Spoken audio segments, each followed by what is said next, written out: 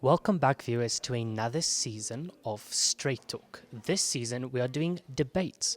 We are all the way in Ongwediva in the north for a regional debate between four different schools: Gabriel Tapopi, Moritz Devenish, Oshakati Secondary, and Mweshi Pandeka Secondary School. We are here to see what these young learners have in store for us, especially how well they can make arguments and fight off opposing viewpoints. The point is to change each other's minds and make your point as concisely and quickly as possible. For more episodes like these, don't forget to tune in every Tuesday at 5 p.m. on DSTV channel 285 and GoTV channel 25. As well as catch us on our social media, which is Instagram, Facebook, YouTube, and oneup2.com. For more, please stick by as we get into this episode. If there is space, there can be focus. And if there is focus, the mind can be clear, the mind can be open. In the vast openness of Namibia, a jewel shines bright. A space to fill your mind with progressive thought, and a space for your brain to breathe. It's a place where the inquisitive thrive and the passionate pursue, where you can realize things you thought you could only dream of. This place is the University of Namibia, offering you endless opportunities for endless possibilities.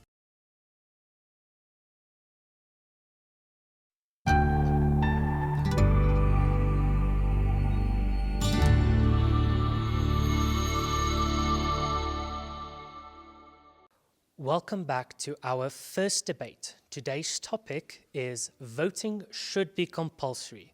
Taking the affirmative is Gabriel Tapopi Secondary School, and taking the negative is Mweshi Pandeka Secondary School. They will battle it out to see which team is able to convince the crowd of their viewpoint. I will give way to Gabriel Tapopi for their first argument. My name is Naomi Shakungu from Gabriel Tapopi, debating on the motion, voting must be compulsory. Right, so let's look at the 2019 results.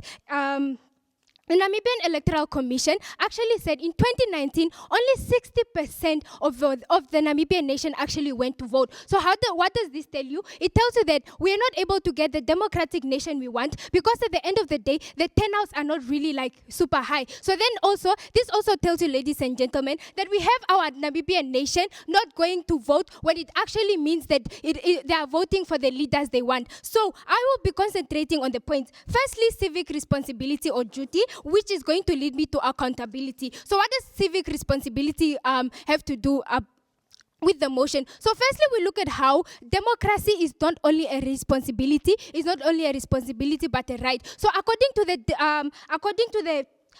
the Constitution of Namibia, Article 16 states that every person must vote. So that means it's a right. But then you also look at the fact that if they are going to vote, this means also it's a responsibility, because these are the people that are going to lead you. These are the people that actually are going to make the decisions for you. So this means that you have to go and vote. So that's why we feel like it has to be compulsory, because of the fact that it's not only a right in the Constitution, but it's the responsibility of every Namibian individual who's above the age of 18. Welcome to My.NA Cars, your ultimate destination for everything automotive. I am your host, Diana Master. Teamwork makes the dream work, right? Discover the latest models, innovative technologies, and expert insights from our passionate hosts. Learn essential maintenance tips and get exclusive behind-the-scenes access to the automotive industry. Don't miss My.NA Cars on NTV every Thursday at 2100 hours. Tune in and ignite your passion for automobiles. Okay, so the main point here is that in order to attain democracy in Namibia, we have to make voting compulsory, because now it's not only a right, but it's also a responsibility of every Namibian over the age of 18, which is leading me to my next point, which is accountability. The major problem that we have identified is that people in Namibia are always complaining, no, our leaders didn't do this, our leaders didn't do that. But this is because they're not even going to vote for the leaders in the first place. So if we make it compulsory, we ensure that everyone is going to vote. That means everyone must be happy with the leader that they're going to choose. This actually This actually means that the electoral commission, the voting system is going to be inclusive for everyone. And when it's inclusive, this means that the decision that is going to be made is going to be the decision for everyone. So this means that people are going to have accountability as well, because you voted, everyone voted, this is the decision that they made, and now they must live with it. So what did we bring forth in today's debate? Not only have we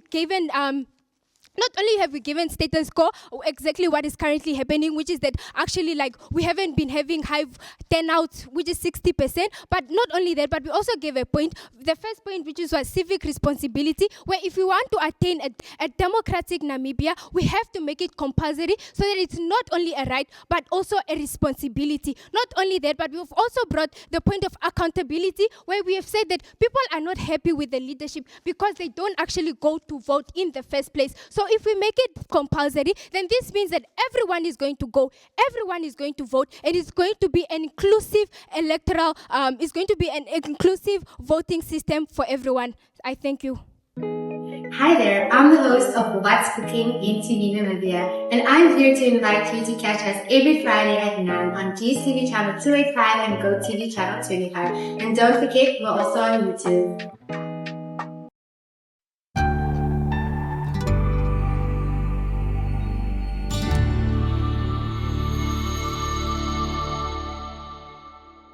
They say every vote counts, but how about when it doesn't? My name is Jemima Zinu.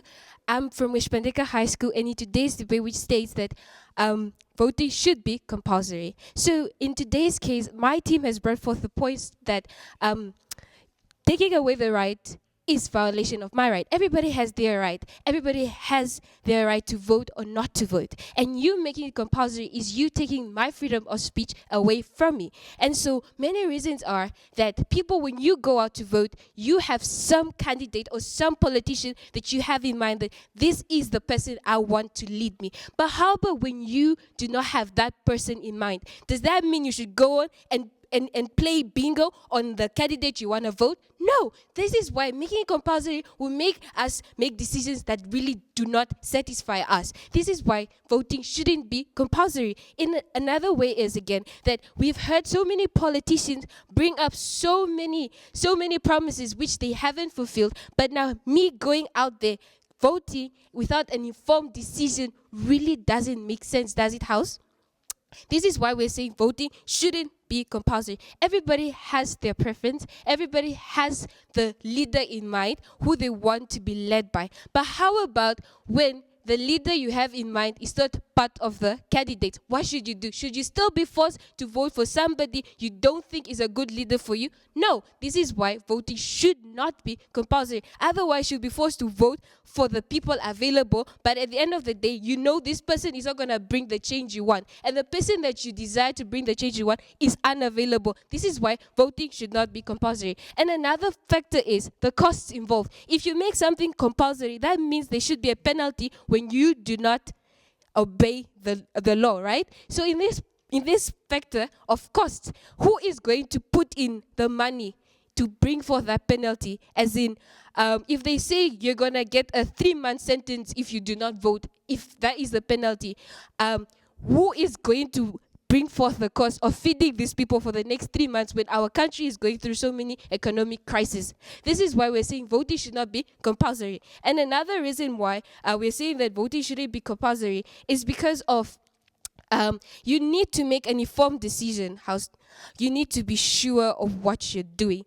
And when you make it compulsory, sometimes you are put into a spot, and in that spot you're not sure as to whether this is the man, this is the woman that I truly desire, and this is the man, this is the woman that's going to bring forth that drastic change that my community needs, that your community needs, that this country needs. And that shouldn't be an enforced decision, but should be a personal choice. And this is why our constitution gives us the freedom of speech. And this is why we have such a freedom that I have the choice to vote for who I want. And when that person is unavailable, I still have that right that I shouldn't vote for this person. This is why in in this case, we have brought forth that everybody has their preference of who they want to vote for. And when that person is unavailable, I don't have to vote. And that is why we're saying voting shouldn't be compulsory. And as well, when you vote, you need to have an informed decision. And so many times deep in the villages, these people don't really have that decision, that informed decision of who this candidate truly is, but they just have a masked face. And at the end of the day, we have candidates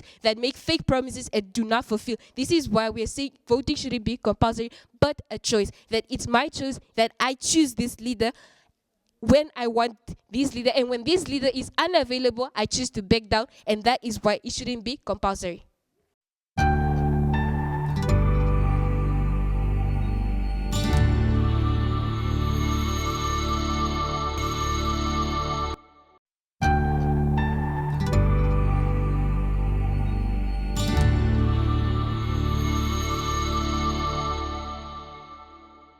When we talk of voting, we talk of democracy. To say we are the government, and it is up to us to choose our government which would reflect the will of the people. House of August, I greet you. I'm Akali Sylvia from Gabriel Tapopi for the motion, voting must be compulsory. So ladies and gentlemen, allow me to begin with my rebuttal. So they came here to talk about freedom of speech. I mean, how dare they?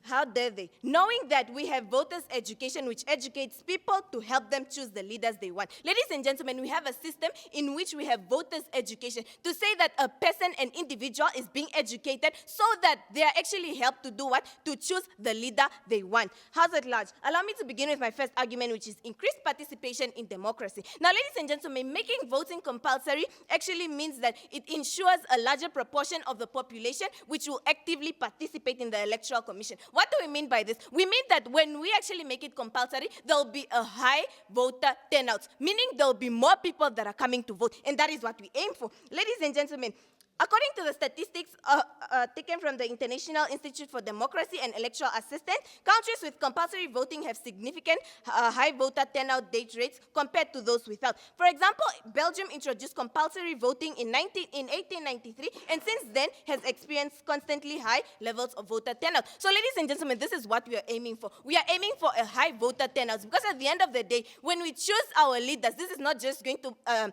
affect an individual, but it is going to affect a whole Namibian society as a whole. Leading me to my second argument, which is it encourages civic education and engagement. And I'm very disheartened by the fact that they actually brought in to speak about how people deep in the village do not make informed decisions or have no informed decision. Now, ladies and gentlemen, making voting compulsory helps to combat disengagement and encourages civic education. Basically, when we talk of civic education, this is education that has to do with the Constitution. Basically, our rights as Namibian individual, which also includes what? The Electoral Commission, meaning our rights regarding the electoral process. Now, making voting compulsory means that each and every individual will vote, even the one that lacks knowledge on civics education, because then they will be educated, ladies and gentlemen. Hence, by requiring all eligible individuals to vote, it sends a message, ladies and gentlemen, to the public while reflecting on civic education. What are we aiming for? We are aiming for a higher voter turnout, which will mean what? Which will mean that more people will be voting, which would mean what again?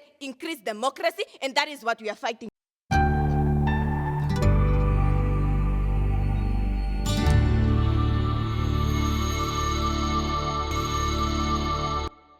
To the highly esteemed judges, adjudicators, fellow audience, a warm, blessed, good afternoon to you all. My name is Motugeri from the School of Moshpandeka High School, the best high school in the whole of Oshana region. House at large, allow me to bring forth my argument for today. Team Proposition came here telling us that apparently only 90% of the people voted. House at large, the reason why it's only 60% of the people voted is because only 60% of the people wanted to vote. It's because only 60% of the people are sure of their leaders that they want to vote, not because they are not educated or anything else. It's because they do not want. House at large. They also came here telling us about civic accountability is a right, House at large, in order to obtain democracy, House at large. Democracy does not have to do with voting, House at large. Democracy has to do about me deciding what I want to do. If I do not want to vote, do not force me to vote. Why should you make it compulsory so that I have to vote, even though I do not have anyone in mindset who I want to lead me? House at large. This is why we are saying that democracy should not be compulsory, because if you are making it compulsory, you're actually forcing people to vote, even the ones that do not want to vote, even the ones that are not sure about the leaders that they want to vote. you are making forceful acts, House at large. Let me go to the other point that they said. Apparently, people will be happy with the people that they have voted, since people are usually complaining about the leaders that are currently existing. House at large, the people that are complaining are the people that voted, because they are regretting that they did not make informed decisions, House at large, but they just voted for the sake of voting, because voting apparently is a right. Apparently, it's not a right, House at large. Here I come again clarifying that it's not a right, House at large. A right is not something that you are forced to do. A right is you saying that I want to do this and this, not just doing something for the sake of doing it, House at large. House at large. They also came here talking about freedom of speech, House at large. Freedom of speech, House at large. Yes, I have the freedom of speech, House at large, which is why I can say I do not want to vote, House at large. They say that you can bring a donkey to the water, but you cannot force the donkey to drink the water, House at large. So if I do not want to vote, why should it be made compulsory so that I vote? I do not want to vote. That is my right. It's supposed to be my right. Which brings me back to our first speaker that said that it's a violation of right. It is, because if I do not want, do not force me. Why should it be made compulsory so I vote, House at large? We talk about participation. They also kept telling us about participation. I do not want to participate. If I do not want to participate, do not force me to participate. Why am I being forced?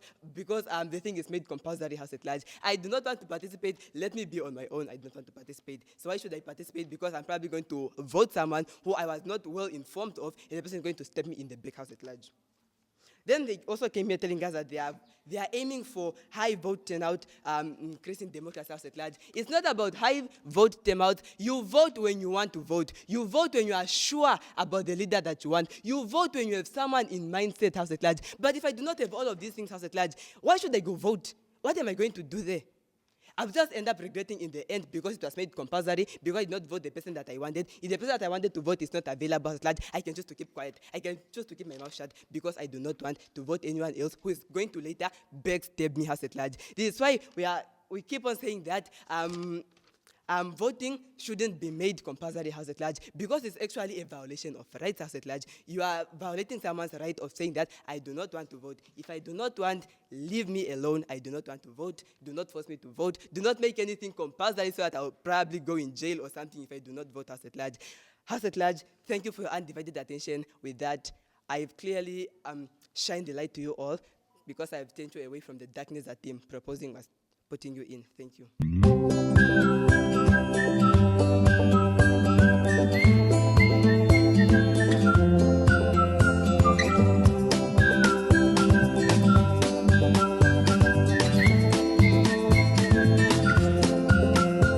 Hi, friends!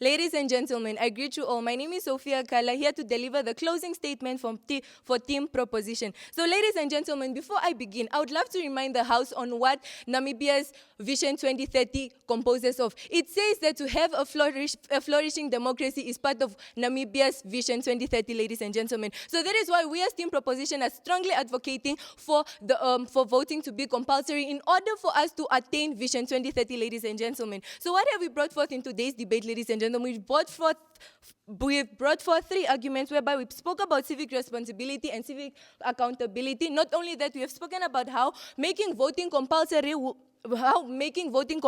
will encourage civic education and engagement. Not only that, but we've also spoken about increased participation in democracy. Increased participation in democracy in the sense that the moment that you make voting compulsory, you have a high voter turnout, ladies and gentlemen. We look at an example of Australia. Australia made voting compulsory, and as we speak today, they have a voter turnout of currently 90%, ladies and gentlemen, which is increasing participation in democracy. We spoke about encouraging civic education in engagement. Ladies and gentlemen, they came here and then they spoke about how people deep in the village are unaware about, they don't know how to make the right, they are double-minded, basically. That is what they came here to speak about. But ladies and gentlemen, we also came here forth and then we spoke about how we have civic education, ladies and gentlemen. Civic education in the sense that before voting, ladies and gentlemen, we have what we call voters education, where people who are part of the electoral commission, they go around schools, they go around communities, and then they educate people on what voting is, to help people make the informed decisions, ladies and gentlemen. Not only that, House at Large, I feel like there's a bit of confusion in today's debate because they came here talking about freedom of speech, about how if we make voting compulsory, ladies and gentlemen, it to go against the right of him or her having the right to vote, ladies and gentlemen. But I would like to ask that these people, ladies and gentlemen, we are in schools, ladies and gentlemen, and we are told to wear uniform. Wearing school uniform is compulsory, ladies and gentlemen. But I'm pretty sure there's one of you, or at least myself, I don't want to wear a school uniform, but because it's compulsory, I have to wear school uniform. Why? Because it's benefiting me, ladies and gentlemen. It's protecting me from certain things, ladies and gentlemen. In the same way, if you make voting compulsory, ladies and gentlemen, it is benefiting the country in the sense that we are going to have a flourishing democracy.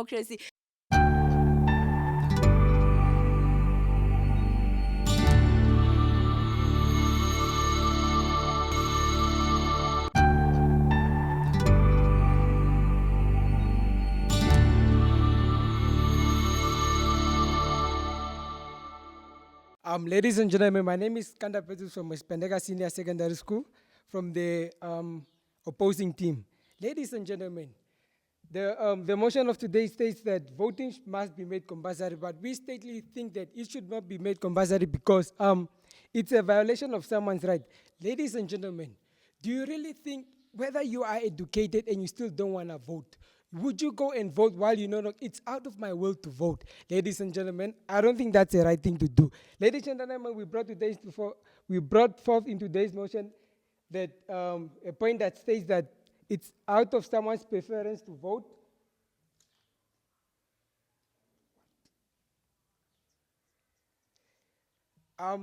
Excuse me, House at Large.